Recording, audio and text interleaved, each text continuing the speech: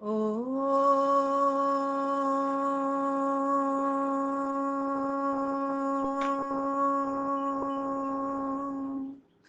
शन्नो मित्रः शं वरुणः शन्नो भवत्वर्यमा शन्न इन्द्रो बृहस्पतिः शन्नो विष्णुरुक्रमः ॐ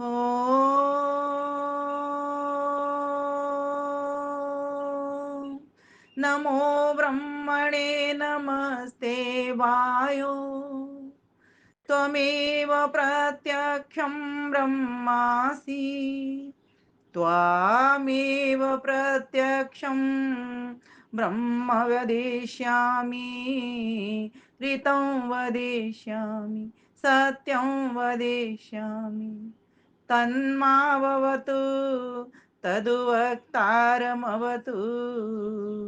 अवतु माम् अवतु वक्तारम् अवतु माम् अवतु वक्तारम् ॐ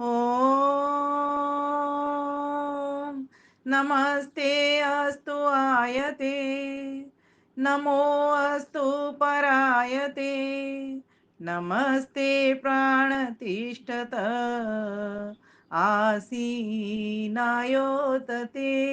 नमः आसीनायोत ते नमः ओम शांति शांति शांति। अमृतसर शक्ति नगर से चलने वाला बहुत ही सुंदर दिव्य भव्य सभ्य कार्यक्रम सबके मन का आकर्षण का केंद्र बना हुआ है।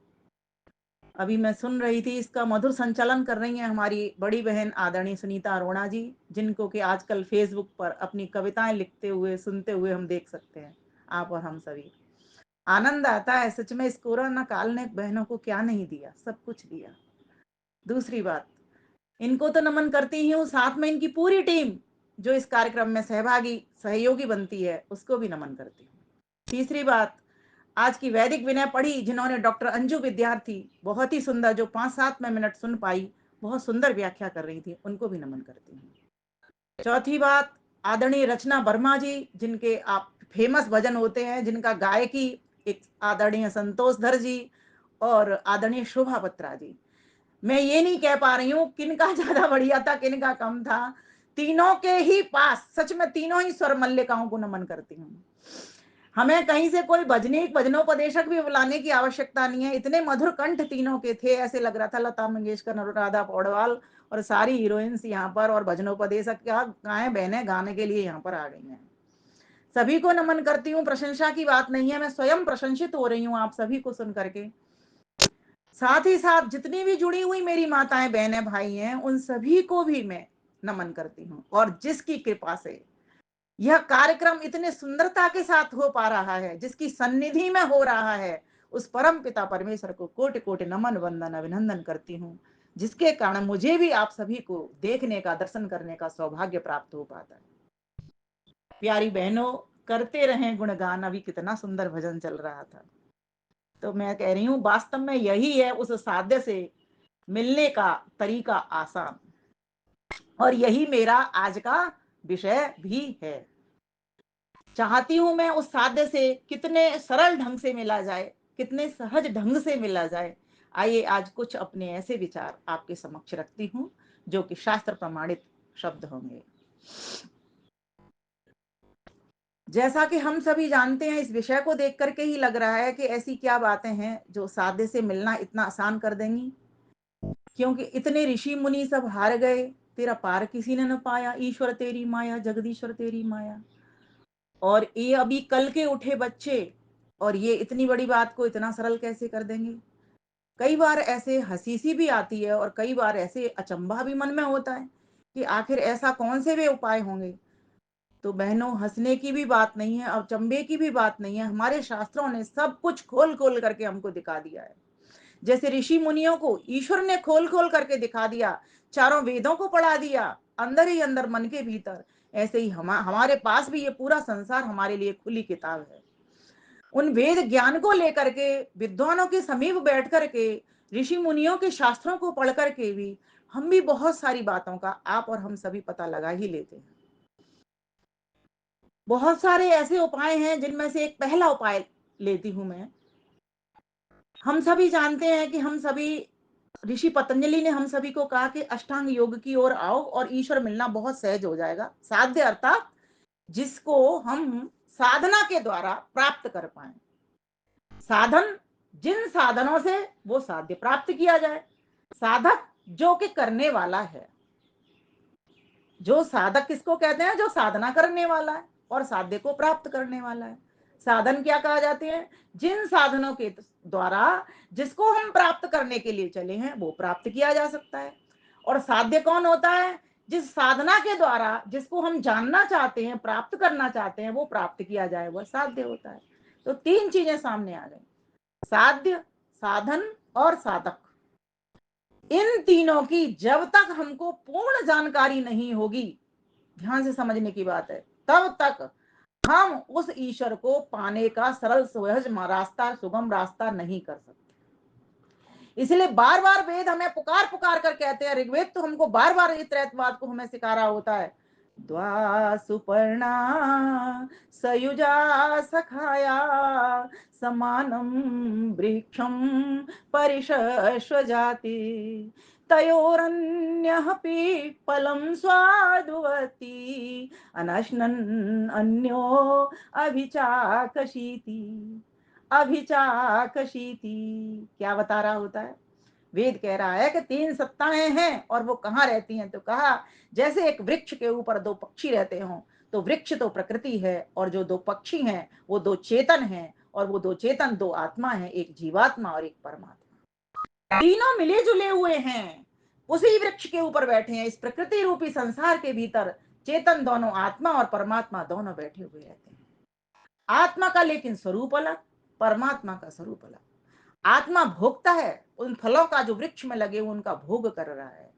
हम सभी इस संसार के भोगों का, जितने भी भोग हैं उनको भोग रहे हैं और उसका फल प्राप्त कर रहे हैं। भोगों का जो फल हमको मिलता है सुख और दुख के रूप में प्राप्त हो जाता है। लेकिन जो दूसरा पक्षी है, जो परम चैतन्य है, जो मात्र दृष्टा बन करके देख रहा है, किसको देख रहा है? अपने पुत्र पुत्रियों को, अर्थात हम सभी को क्या करते देखता है? भोग करते हुए देख रहा है। और उस भोग के परिणाम में जो मिलने वाले सुखी दुख, सुख और दुख हैं, उनको उनके द्वारा सुखी दुखी होते हुए जीवात्मा को देख रहा है। लेकिन चुपचाप है, किसी का हाथ नहीं पकड़ रहा। ईश्वर भी ऐसे ही गुप्त रूप से हम सभी के विद्यमान है, सभी जीवों को देख रहा है बस, लेकिन किसी का हाथ नहीं पकड़ता। भीतर से अलार्म जरूर बजाता है, भाई मत कर ये काम गलत, भाई ये कर ये काम ठीक। शाबाशी भी देता है, उत्साह भी दिखाता है जब हम अच्छे कर्म की ओर प्रवृत्त होते हैं, धर्म कार्यों को हाथ में लेते हैं। और जब अधर्म कार्यों को लेते हैं तो वो हमको भीतर से निरुत्साहित भी करता है, भय भी दिखाता है, शंका भी दिखाता है, लज्जा भी दिखाता है, ये सारे कार्य हमें दिखाता है वो। लेकिन हम इंद्रियों के दास हुए उसकी बात को अनसुनी कर देते हैं। तीसरा तत्व प्रकृति, जो जड़ है पूरी की पूरी, ये सारा संसार जड़ है। और जड़ के जितने भी पदार्थ होते हैं वे सब की सब कैसे होते हैं? अनित्य होते हैं। प्रकृति नित्य है, हमेशा रहने वाली है, हर वस्तु में रहने वाली है, हर स्थान पर रहने वाली है जहां जहां संसार बना हुआ है, क्योंकि सब कुछ प्रकृति से ही बना हुआ है। प्रकृति के तीन गुण, सतोगुण, रजोगुण और तमोगुण, इन ये तीन गुण सभी के भीतर हैं। ये मेरे भीतर भी हैं, आपके भीतर भी हैं। बस अंतर क्या पड़ता है? उन्हीं तीन गुणों से सूरज भी बना, उन्हीं तीन गुणों से चंद्रमा भी बना, उन्हीं तीन गुणों से आटा भी बना, उन्हीं तीन गुणों से गेहूं बने, उन्हीं तीन गुणों से सारे संसार के पदार्थ बने, मकान, घर, दुकान, सब कुछ उन्हीं तीन पदार्थों से बना। अंतर क्या पड़ता है? लोहे के भीतर तमोगुण अधिक है और सूरज और सोने के भीतर सतोगुण अधिक, ये अंतर पड़ जाता है। चांदी के भीतर रजोगुण अधिक है, ये अंतर पड़ जाता है। किसी के भीतर सतोगुण की मात्रा ज्यादा, किसी के भीतर तमोगुण की मात्रा ज्यादा, किसी के भीतर रजोगुण की मात्रा ज्यादा। जिसके भीतर जिस गुण की मात्रा अधिक होती है उसी गुण के द्वारा उसका कर्म व्यवहार चलता है, उसी गुण के द्वारा फिर उसका भोग भी प्राप्त होता रहता है। धार्मिक लोग जो होते हैं वे सतोगुणी होते हैं, और धर्म का जो फल होता है वो क्या होता है? सुख होता है। अधार्मिक लोग जो होते हैं वो उनको फल क्या मिलता है? दुख के रूप में मिलता है। वे कौन से गुण के लोग होते हैं? वे मनुष्य रूप में, मतलब देवता नहीं होते वे मनुष्य रूप में होते हैं। कुछ अच्छा भी करते हैं, कुछ बुरा भी करते हैं। अच्छे का फल सुख के रूप में भोगते हैं, बुरे का फल दुख के रूप में भोगते हैं। कुछ लोग लेकिन तमोगुणी होते हैं, वो राक्षस प्रवृत्ति के होते हैं, जो कि सिर्फ तमोगुण ही होते हैं, उनमें तमोगुण की अधिकता होती है, लेकिन ऐसा नहीं उनमें सतोगुण और रजोगुण नहीं होता। किसी का संसर्ग प्राप्त करते हैं, जैसे ऋषि दयानंद का संसर्ग किसने प्राप्त किया? स्वामी श्रद्धानंद ने किया, है ना? तो क्या बन गए वो? मुंशी राम तुम हो तो हीरे, लेकिन कीचड़ में पड़े हुए। एकमात्र बात से। क्यों? क्योंकि संपर्क किससे हो गया? सोने से हो गया।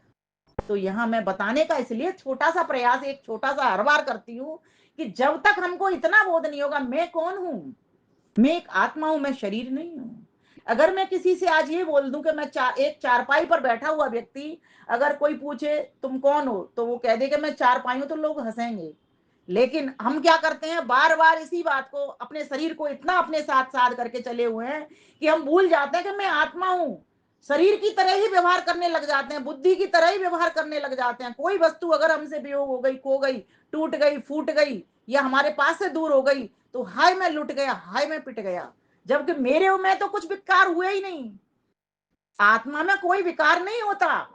जैसे परमात्मा में कोई विकार नहीं होता, आत्मा में भी कोई विकार नहीं है। आत्मा भी अपने शुद्ध स्वरूप में, परमात्मा भी शुद्ध स्वरूप में है। जो विकार हमको मिलता है, इस प्रकृति के द्वारा हमको विकार मिलता है। ये सारा संसार विकार ही है। किसका? प्रकृति का विकार है ये, आत्मा का विकार नहीं है। लेकिन आत्मा जब जब इस प्रकृति के पदार्थों में लगा लिप्त हो जाता है, आसक्त हो जाता है, राग में बन जाता है, तब तब ये सुखी दुखी दोनों प्रकार से होता रहता है।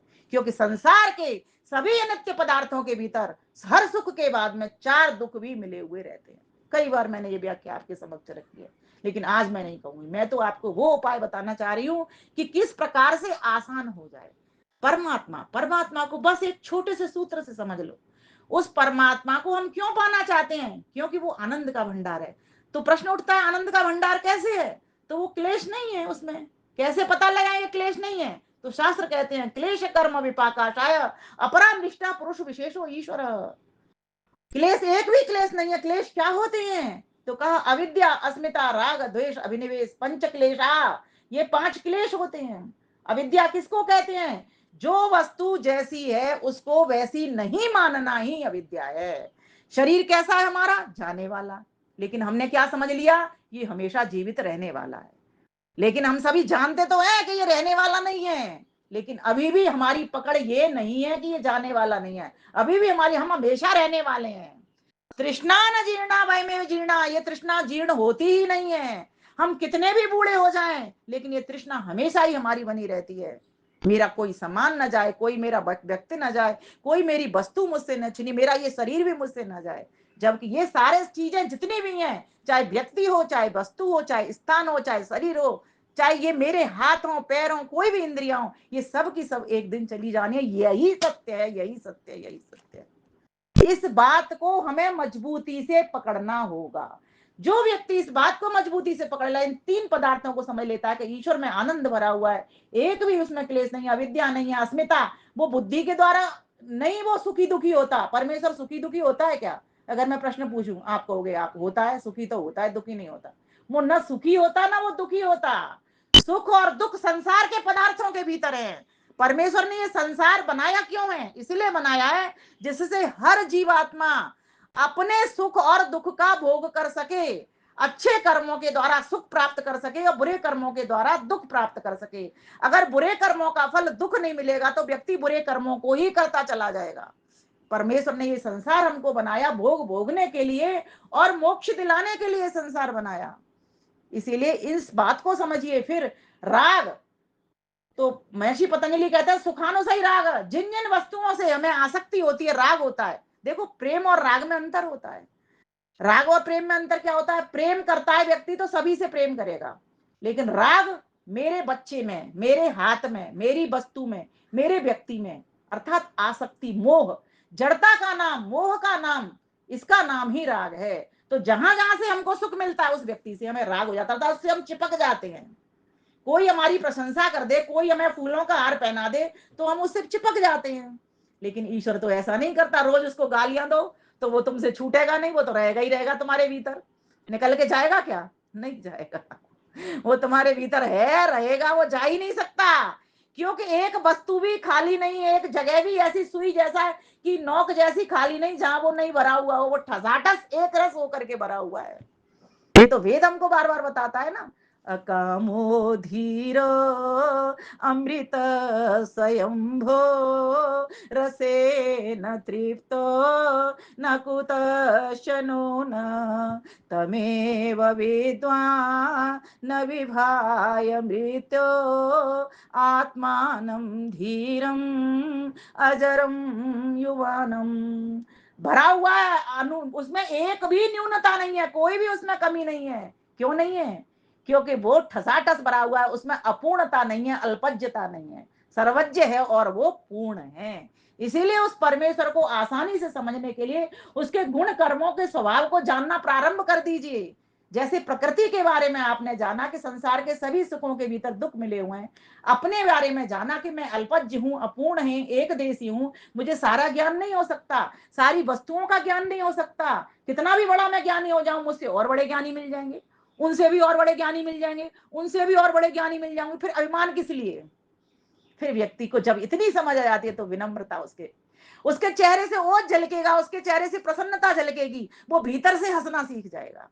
ऐसे व्यक्ति ही फिर तुम्हारे लिए प्रेरक बनेंगे, प्रेरणा स्रोत बनेंगे। ऐसे व्यक्तियों की समीपता से ही तुम महक जाओगे, तुम कुंदन बन जाओगे। इसलिए कहा कि ऐसे लोगों की समीपता करो।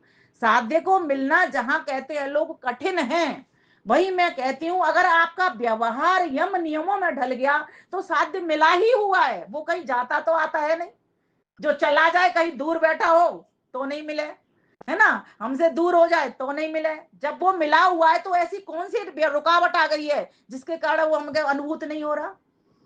पर्दा जो रुकावट है मिलने ही नहीं देता, जान की जकड़न से हिलने ही नहीं देता, हिलने ही नहीं देता। यही तो पर्दा है अज्ञान का। जिस दिन ये हट जाएगा, जिस दिन बादल हट जाएंगे, वो तो सूरज तो दिखा हुआ है, बादल सूरज कब नहीं दिखता? सूरज तब नहीं दिखता जब उसके ऊपर काले घने घोर बादल आ जाते हैं। और जैसे ही बादल हटे सुनीता बहन जी, वैसे ही सूरज साक्षात हो जाता है। और कब नहीं दिखता? जब ग्रहण पड़ जाता है। ग्रहण पड़ जाता है तब नहीं दिखता, तब थोड़ा सा कट जाता है, ज्यादा पड़ता है तो ज्यादा हिस्सा कट जाता है, लेकिन वो तो वहीं की वहीं है, वो कहीं नहीं जा रहा, कहीं नहीं आ रहा। इसीलिए परमेश्वर तो कहीं जा आ, हम चाहे तो भी नहीं जा आ सकता। हम सोचा कि वो अमेरिका चला जाए, तो जाए तो तब उसे खाली जगह मिले।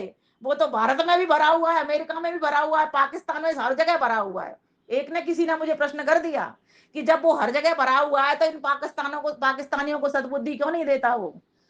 तो मैंने कहा वो तो भारत में भी ऐसे बहुत सारे लोग हैं जिनके पास जो दुर्बुद्धि भी है, सद्बुद्धि वाले भी हैं, जो दुर्बुद्धि वाले भी हैं, सद्बुद्धि उसकी सुनेगा, जो उसकी सुनेगा वो उसको सुन लेगा, वो सीख लेगा, वो ग्रहण कर लेगा। जो उसकी नहीं सुनेगा, करो उस मैंने अभी क्या बताया, उस जो तीसरा जो पक्षी जो बैठा हुआ है डाल के ऊपर, वो मात्र देख रहा है तुम्हारे कर्मों को।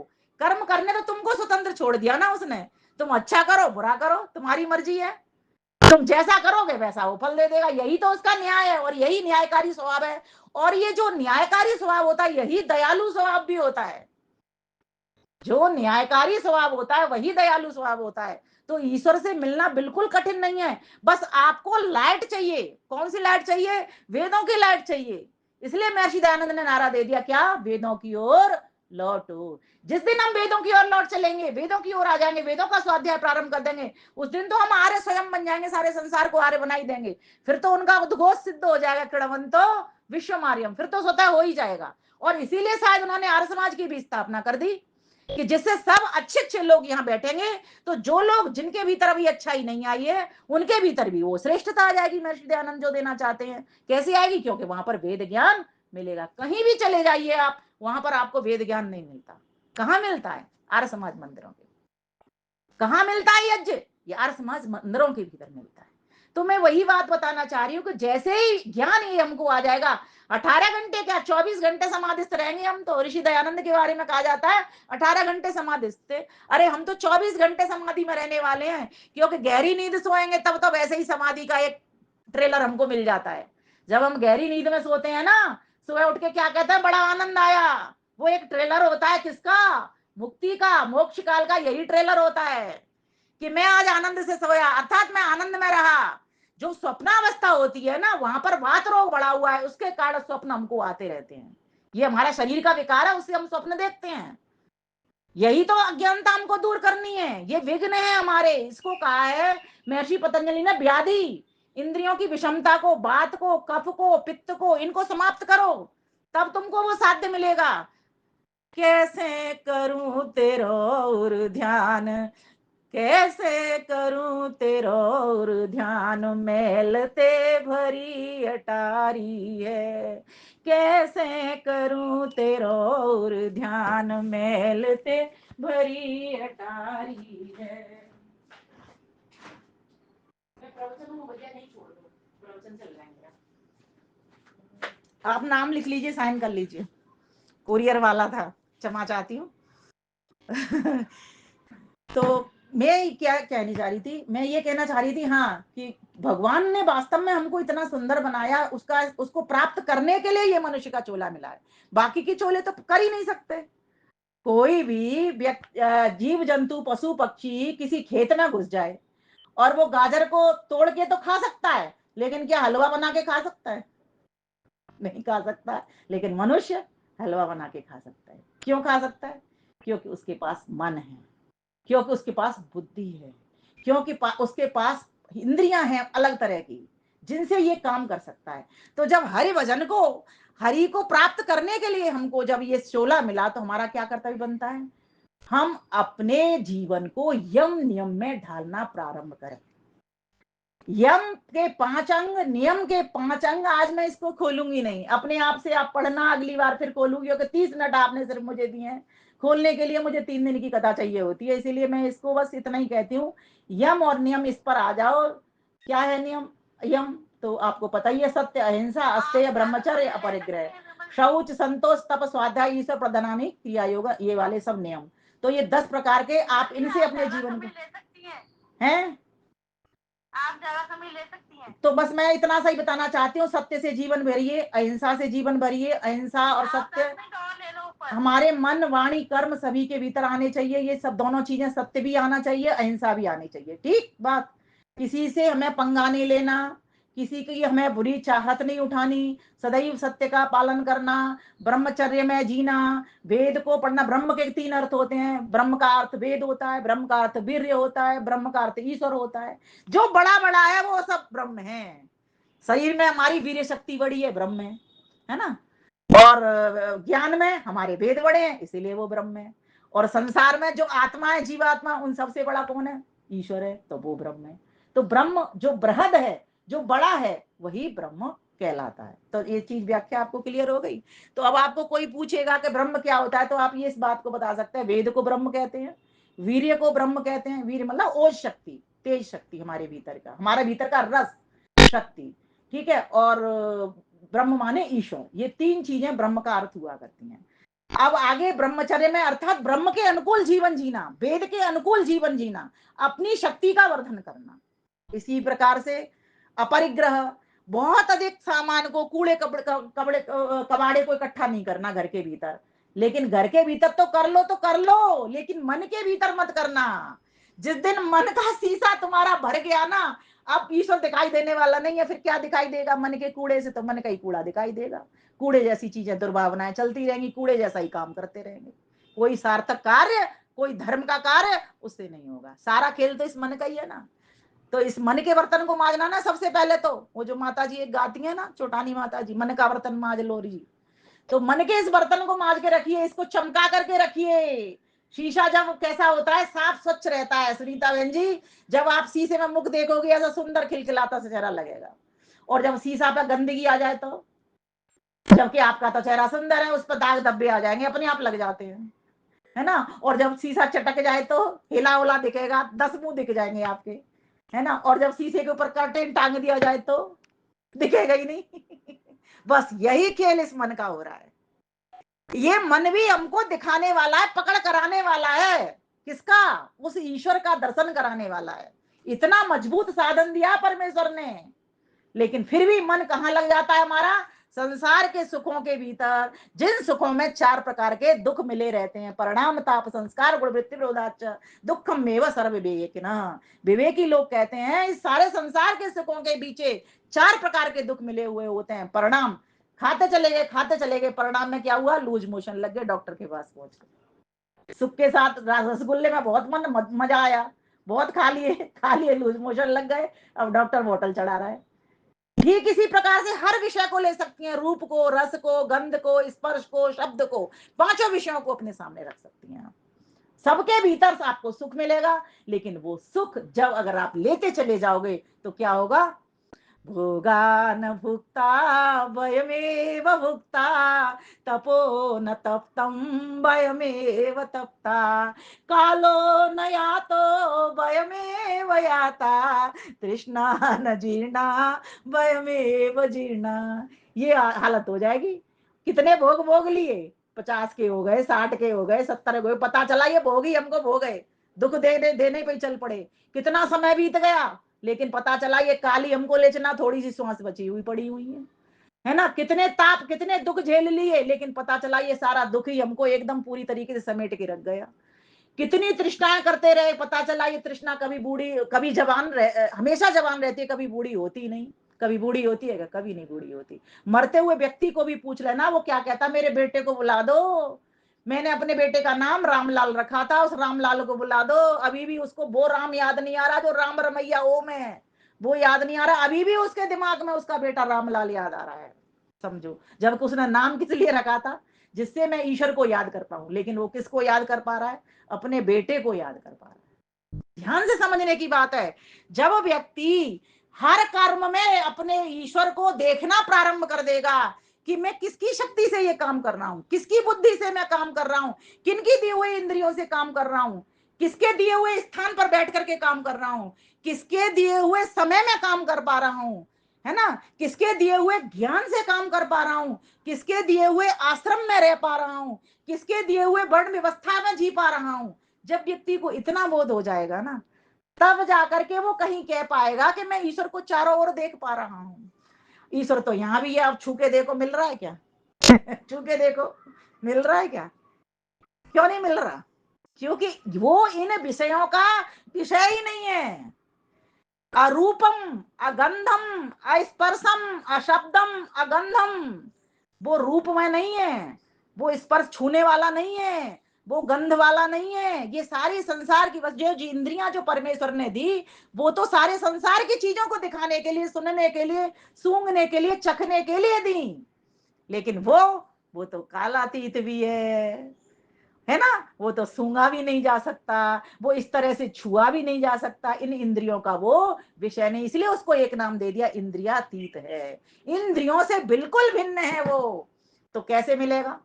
मिलेगा इंद्री के द्वारा। तो मन रूपी मन के द्वारा संकल्प उठा करके कि मैं आया इसलिए हूं कि मुझे अपने साध्य से मिलना है। प्रभु तू ही अब कृपा कर कि मैं तेरा कृपा पात्र बन पाऊं, मैं अपनी इस निजी शक्ति को, निजी भक्ति को तेरे प्रति लगा पाऊं। मेरी तो सारी शक्ति और भक्ति इस संसार के कामों में ही लगी रहती है।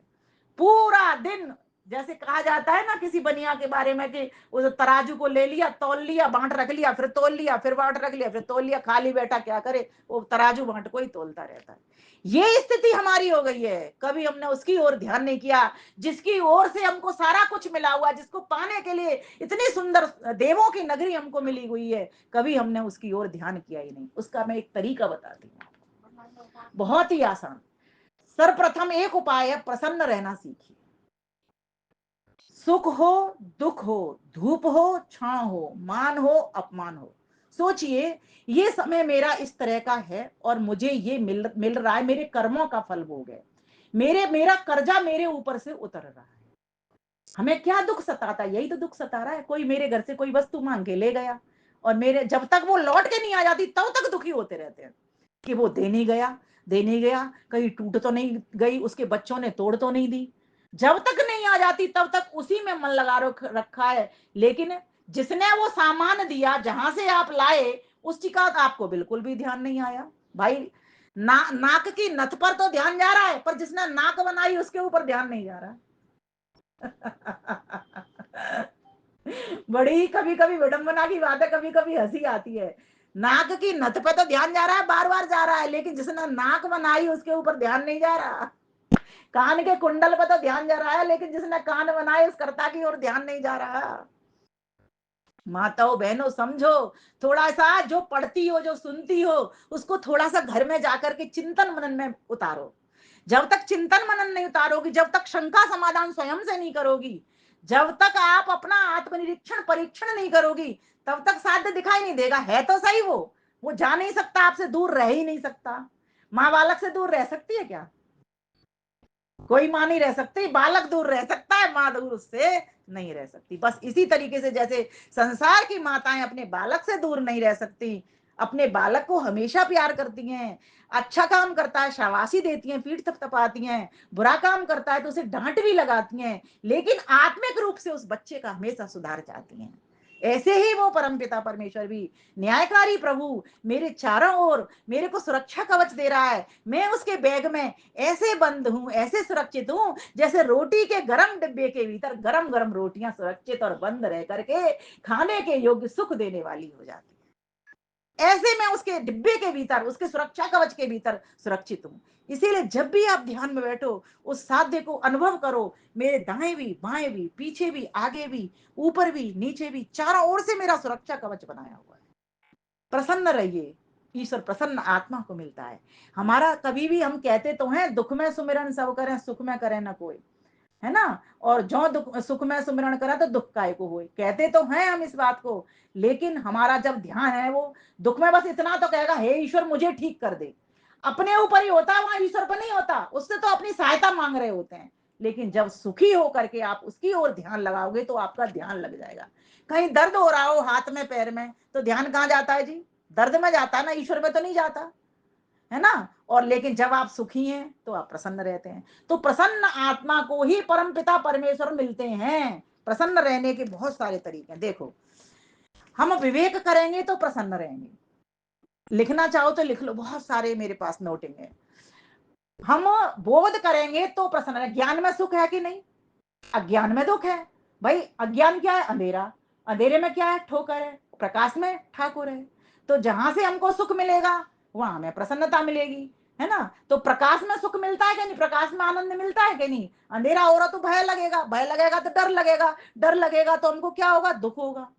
लेकिन जहां प्रकाश हो रहा है तो अब डर काहे का? जब मेरे मन के भीतर ये ज्ञान हो गया, प्रकाश अर्थात मेरे भीतर ये ज्ञान आ गया कि संसार में ये ठोकरें हैं, ये लगेंगी ही लगेंगी, जब चलेंगे तो लगेंगी, जब चलेंगे नहीं तो बैठेंगे। भाई जब बहू काम नहीं करेगी तो उसे कांच का गिलास कैसे टूटेगा? नहीं टूटेगा। और जो बहु काम करेगी भाई कांच का गिलास भी टूटेगा, उससे तो सारे काम होंगे। तो ये संसार है, संस्कृतिक संसार है, सरकने वाला संसार है, ये नित्य प्रति सरक रहा है, इसमें ये सब काम होंगे ही होंगे। इसलिए ये बोध और विवेक करिए, अपना ईश्वर का प्रकृति का बोध करिए, तब आपको प्रसन्नता आएगी, क्योंकि ज्ञान होगा, असली लाइट आएगी। दूसरी बात, स्वस्थ रहने का उपक्रम कीजिए। जब आप स्वस्थ रहेंगे तो प्रसन्न रहेंगे, क्योंकि पहले तो प्रसन्न रहना ही सीख लें। प्रसन्न रहेंगे कब कब? और एक और बात, हल्के रहेंगे तो प्रसन्न रहेंगे।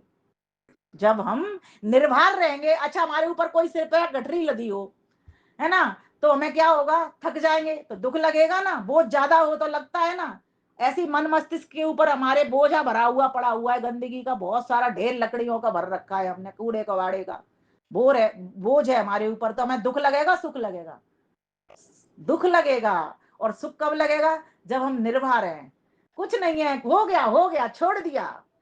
दो चीजें सीख लो, अपेक्षा भाव रखना, उपेक्षा भाव रखना। किसी के प्रति ना तो अपेक्षा रखना, ना किसी के प्रति उपेक्षा करना, ना तो किसी को नीचे गिराना, ना किसी से ये आशा रखना, ये अपेक्षा करना कि वो मुझे ये वस्तुएं दे ही देगा। उसकी मर्जी है ना दे आपको, वो उसकी मर्जी उसको आपको सुख ना दे, उसकी मर्जी मंच पे ना बिठाए, उसकी मर्जी माला ना पहनाए, उसकी मर्जी है वो, तो भाई हम क्या कर सकते हैं? मैं अपने कर्म करने में स्वतंत्र हूं, वो अपने कर्म करने में स्वतंत्र है। जब ये बोध हमको हो जाएगा तो प्रसन्नता का गुण अपने आप आ जाएगा, ऑटोमेटिक आ जाएगा। और चौथी बात, बाह्य वस्तुओं से हम प्रभावित नहीं रहेंगे। बाहर क्या हो रहा है क्या नहीं हो रहा, मेरे अंतर में क्या हो रहा है, अपना आत्मनिरीक्षण परीक्षण अपने आप का आकलन सुबह और शाम दोनों वक्त करिए, रात को सोते समय भी करिए, मैंने पूरे दिन भर क्या किया, सुबह उठे जागे तब भी करिए। दूसरों की अच्छाइयां देखोगे तो प्रसन्न रहोगे। और हम क्या करते हैं, दूसरे की कमी कमी को ढूंढते रहते हैं, बीनते रहते हैं। ऐसे चश्मा आ जाता है दूसरों की कमी को देखने के लिए, तो वैसे आंखों से दिखाई नहीं देता, किसी से पूछो तो बोले बहुत कम दिखाई देता है, लेकिन जब कमी देखने की बात आ जाए तो बहन जी इतना मतलब चश्मा पावरफुल हो जाता है हमारा कि फटाफट बीन बीन के बता देता है इसमें ये कमी है, ये कमी है, ये कमी है। तो इसको भी थोड़ा बंद कर दो। अपनी कमी भी ना, अगर पावरफुल का चश्मा है तो वो आपका, आपकी आंख आपके लिए है, दूसरे के लिए नहीं। हाँ, दूसरों की आप प्रेरणा स्रोत बन करके आंख बन सकते हो। एक और बात लिख लेंगे, प्रकृति के उपकार को देखोगे, परमेश्वर के उपकार को देखोगे तो आप प्रसन्न रहोगे। ईश्वर हमारा हर क्षण भला कर रहा है। एक श्वास भी हम अपनी मर्जी से नहीं ले सकते, कर्म कर सकते हैं लेकिन श्वास के बंधन में, प्राण के बंधन में, उसने प्राणों के प्राण ने, अभी भूखी व्याख्या अंजू विद्यार्थी कर रही थी ना, जीवन का आधार प्राण का प्राण क्या, जो प्राणों से भी प्रिय हो। प्राणों से प्रिय कोई होता नहीं है। अगर आज आपके घर में कोई आ जाए, यमदूत आकर के ये कह दे, ईश्वर स्वयं उतर करके ये कह दें कि मैं आप 4 आदमियों में से एक व्यक्ति को लेने आया हूं, तो सबसे पहले उस व्यक्ति को कहोगे जा मेरी सास को ले जा। फिर कहोगे ससुर को ले जा, फिर कह दोगे जेठ को ले जा, फिर कह दोगे जेठानी को ले जा, फिर कह दोगे किसको कहोगे, फिर अपने सबसे प्यारे पति को भी कह भाई अब इसको ले जा। अपना नंबर सबसे बाद के लिए रख लोगे। लेकिन आपसे भी अधिक जो प्राणों का प्राण है, जिसने आपको जीवन दिया, अगर ये समझ आ गई तो आप उस पति को, उस परम पति को प्यार करोगे और फिर आपको प्रसन्न रहने का गुण, क्योंकि वो हमेशा प्रसन्न रहता है। संसार के लोग तो प्रसन्न भी होते हैं, दुखी भी होते हैं, सुखी भी होते हैं, दुखी भी होते हैं, क्योंकि अल्पज्यता है, अपूर्णता है। लेकिन परम पिता परमेश्वर तो पूर्णता से, सर्वज्ञता से, हर वक्त आनंद में एक रस होकर के भरा हुआ है। इसलिए तो वो आनंद देता है। जिसके पास जो चीज है वही तो देगा। सुख है सुख देगा, दुख है दुख देगा, सोना है सोना देगा, लोहा है लोहा देगा, चना है चना देगा, गेहूं है गेहूं देगा। जिसके पास जो है, राशन की दुकान है राशन मिल जाएगा, सोने की दुकान है सोना मिल जाएगा, चांदी की दुकान है चांदी मिल जाएगी। लेकिन वो परम पिता परमेश्वर की जो दुकान है वो तो आनंद से भरी हुई, और 24 घंटे ड्यूटी ऑन है उसकी। यहाँ के लोगों से तो आप दिन में ले लोगे, रात को दुकान नहीं खुलवा सकते, 6 बजे के बाद ताला लग जाता है। लेकिन उस परम पिता परमेश्वर से तो आप रात को 3 बजे उठ जाओ, नींद नहीं आ रही बोले से। बहुत लोग कहते हैं मुझे नींद नहीं आती क्या करें। अरे मैंने कहा ये तो बहुत बढ़िया बात है, नींद नहीं आई उसको धन्यवाद कर दो, तूने मुझे अपने लिए जगा रखा है। मत हो परेशान उस वक्त भी।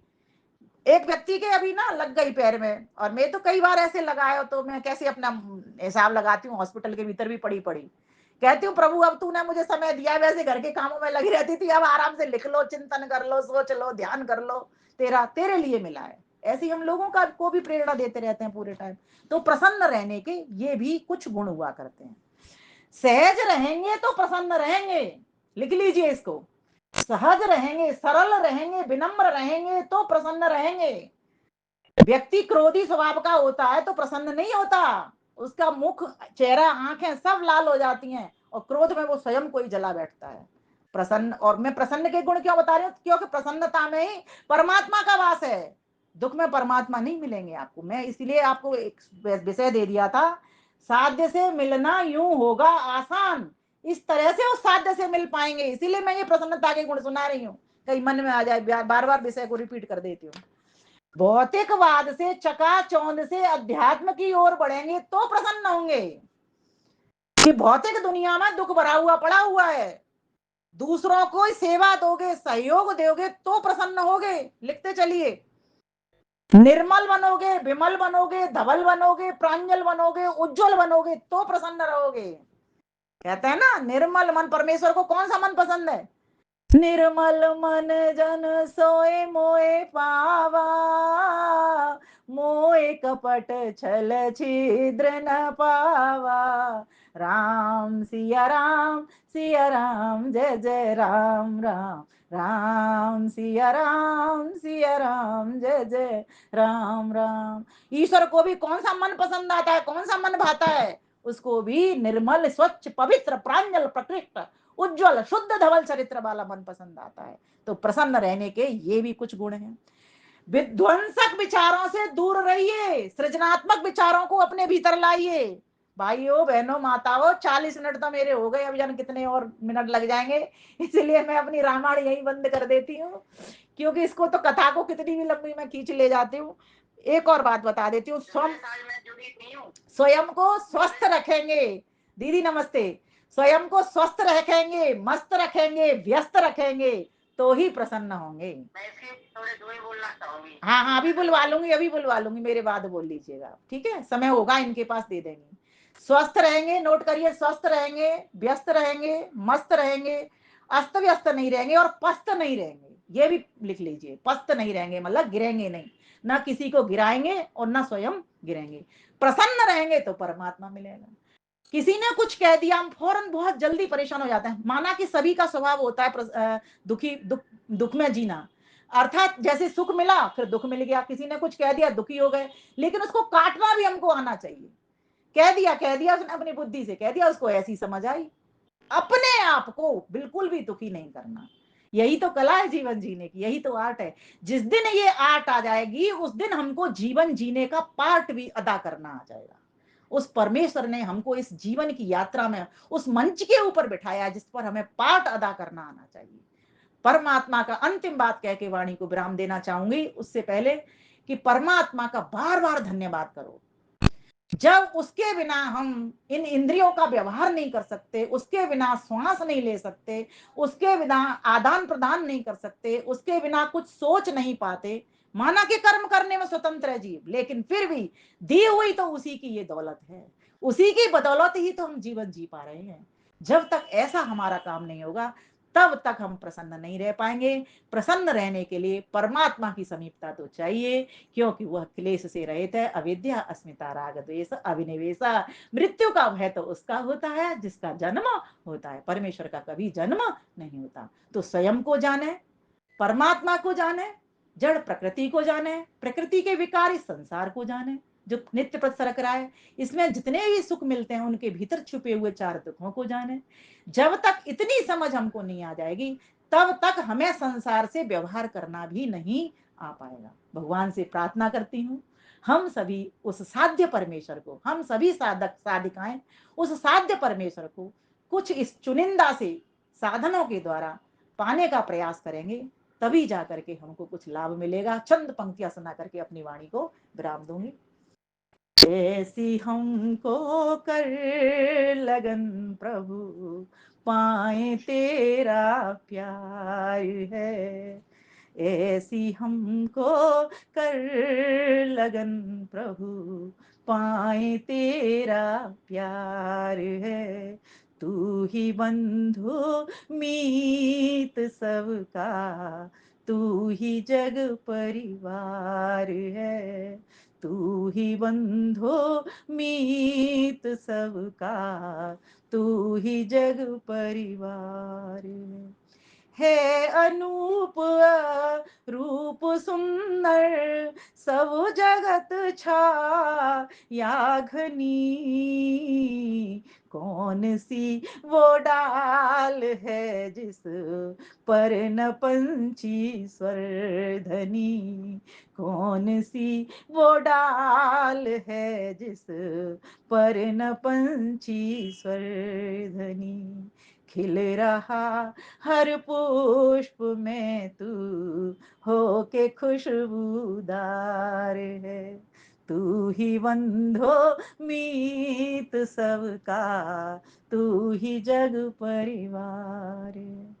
भूत वर्त भविष्य में तू स्थान सेरी ता नहीं, क्षण प्रहर दिन रात सब में काल से बीता नहीं। क्षण प्रहर दिन रात सब में काल से बीता नहीं।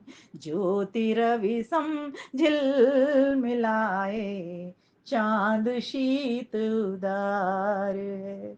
तू ही बंधो मीत सबका, तू ही जग परिवार है।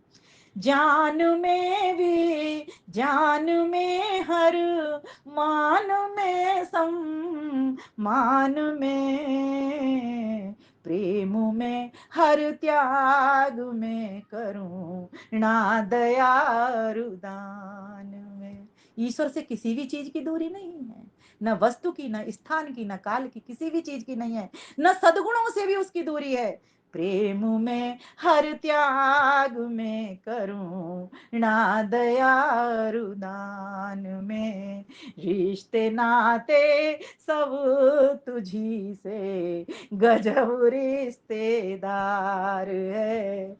रिश्ते नाते सब तुझी से गजब रिश्तेदार है।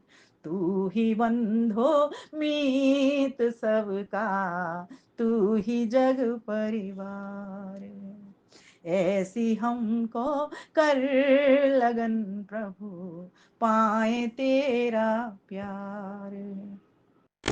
शक्ति व्यक्ति विशाल कर दो, बोध निर्णय ठीक हो। इंद्रियां तब कर्म में हो, पूर्ण ज्ञान सटीक हो। इंद्रियां तब कर्म में हो, यद करोसि यदश्नासि यज् होसि ददासि यद तपस्यसि कौन्तेय तत्कुरुष्व मदर्पण। हे अर्जुन, करता चल, जो खाता है उसको खिलाता चल, जो हवन करता है उसको देता चल, पर मेरे समर्पित होकर के करता चल सब कुछ। देना लेना, पहनना ओढ़ना, खाना पीना, यज्ञ करना, सब कुछ मेरे समर्पित होकर कर। जिस दिन तुझे ये ईश्वर प्रदान करना आ जाएगा उस दिन तो तू मेरा है, और उसके तो हम हैं ही, लेकिन ईश्वर हमारा हो जाएगा। इंद्रियां तब कर्म में हो, पूर्ण ज्ञान सटीक हो। विमल मन शीशा बनाओ, देखें तब दीदार है। विमल मन शीशा बनाओ, देखें तब दीदार है। तू ही बंधो मीत सबका, तू ही जग परिवार है। ऐसी हमको कर लगन प्रभु, पाए तेरा प्यार है। तू ही बंधो मीत सबका, तू ही जग परिवार है। तू ही जग परिवार है, तू ही जग परिवार है। आप सभी का बहुत बहुत धन्यवाद। सुनीता बहन जी बहुत बहुत धन्यवाद। नमस्ते। हम कमलेश दीदी आई हुई हैं, वो कुछ कहना चाहती हैं, गाना चाहती हैं।